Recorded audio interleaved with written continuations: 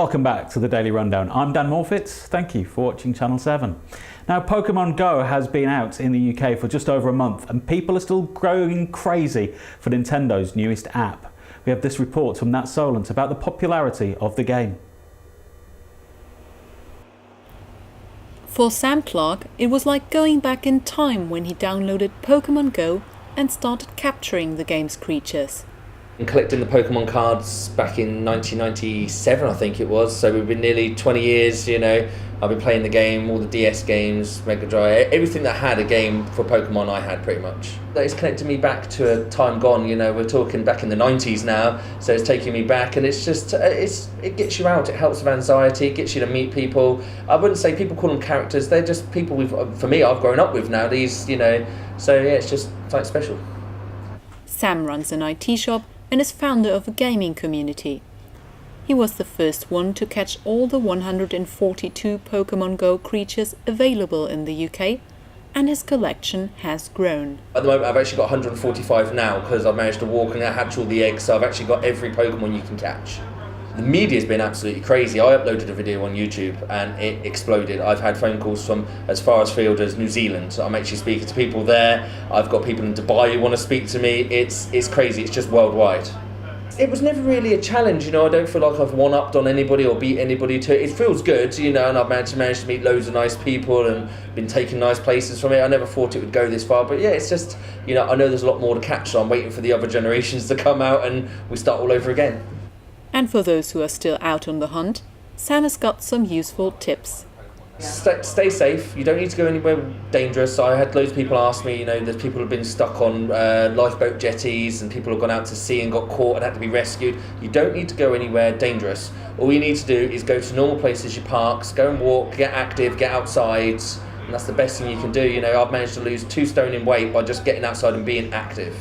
Mayflower Park could be one of the best places to go. You've got East Park and Hoglands Park. We do meetups there with our group Cyberjam all the time. So people find us on Facebook and we do meetups there all the time.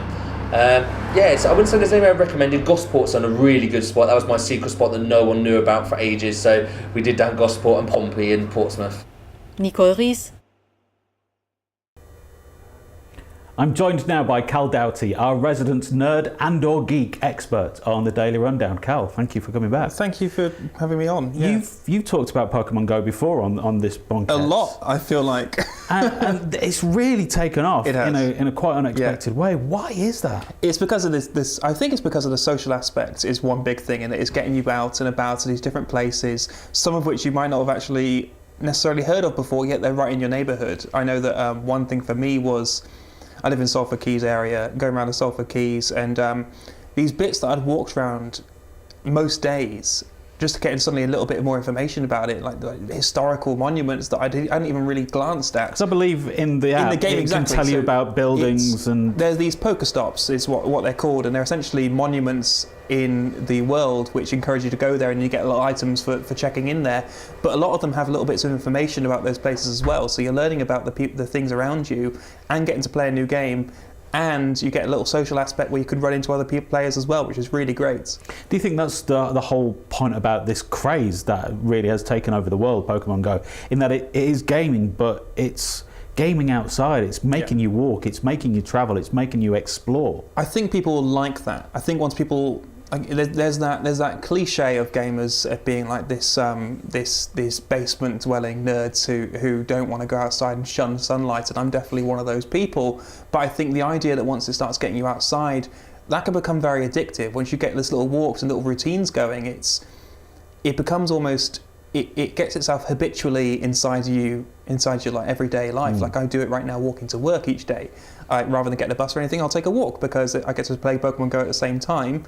I get to get little items, and it's good for me as well, and that encourages me to keep doing it more. So is that why throughout this summer holidays you've been walking, anywhere I walk, you just see loads of people face down. Exactly. And you think, well, they're not texting, they're not tweeting, they're engrossed in Pokemon Go. They're looking for Pokemon, and it's I suppose it's that aspect of always being able to compare with everyone else as well. Like your Pokemon get stronger as you get stronger. You get to catch new Pokemon, you get to compare what other people have got, and that's very addicting, like that, having that constant comparison of people go, oh, what have you got? Oh, I've got this is great, and discussing those sort of things. There's also the whole team aspect where you could join one of 3 teams.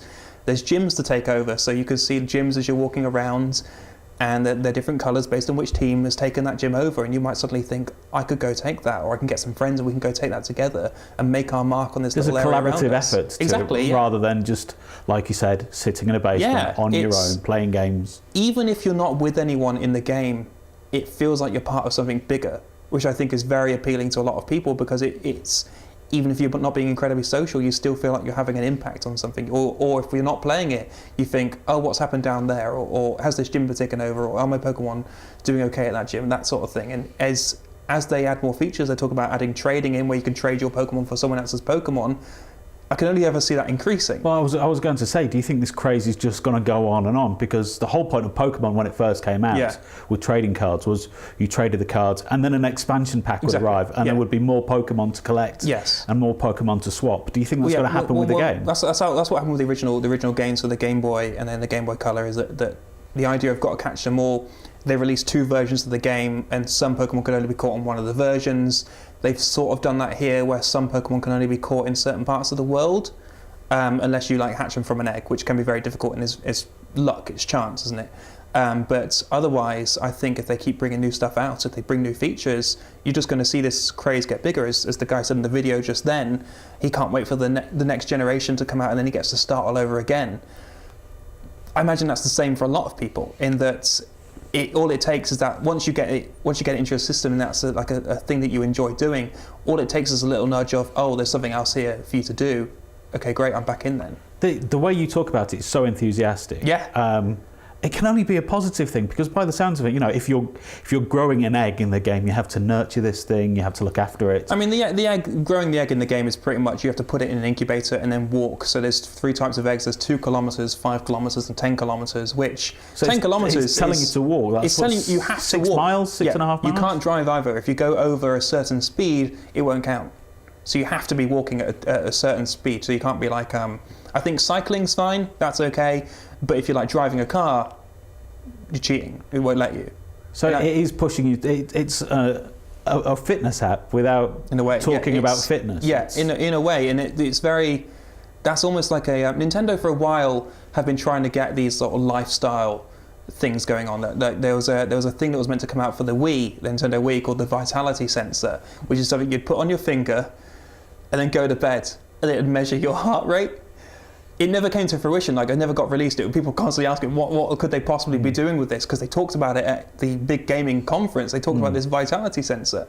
But it just shows their attitudes for it for a while. They've been thinking of ways in which they can encourage people to do more socially and to be more active with that sort of thing. The 3DS had something called, which was their most recent handheld console, has something called Street Pass, which when you pass other people's 3DSs, you leave it in sleep mode, you pass other people's 3DSs, their little character comes to your 3DS and you can fight with them and stuff. So they've been doing this thing for a while and they've been testing it out, and I think this is just the next step of that, and they're using their popular Pokemon brand to do that. And do you think this type of technology now has opened up a whole new avenue of gaming for the future? I mean, it's technology that's been around for a while, but it really just needed that latch on, that push to get people into it. So AR, artificial reality, augmented reality, is the idea of, it's very different to virtual reality. So augmented reality is using a camera and something to put the game into your world. So you're looking at your phone or something, you can see the games around you. That's been around for a while, but like with things like touchscreen gaming, that sort of stuff, it just needed that push to make it popular, and I can see a lot of games trying to utilize this now. Maybe they won't do it as well, maybe it'll feel like a bit of a gimmick, or maybe they do it really well, but we don't know. But that's in direct contrast to virtual reality, which involves putting in a headset. It's and closing yourself off. Very solitary experience, so it's going to be interesting. It's almost a battle between them in a way. I don't personally see it as a battle, but you can always see it being portrayed as a battle of which one's going to win out in gaming as a whole. And I think this more social aspect, you're going to see a lot more people, it taking off with a lot more people and a lot more developers. And on your Pokemon Go stats, yes, the man in the piece there had 145. I don't have that many. I don't actually know how many I've got, because I don't focus so much on it. For me, it's not necessarily the goal aspect. It's just become a little bit of part of my routine each day. I just to compare it to a game they make called Animal Crossing, which is basically you put into this little town of animals and there's no goal to the game. You can go water plants, you can go fish, you can go dig up rocks and things, or you can just chat people, trade presents with your little animal friends.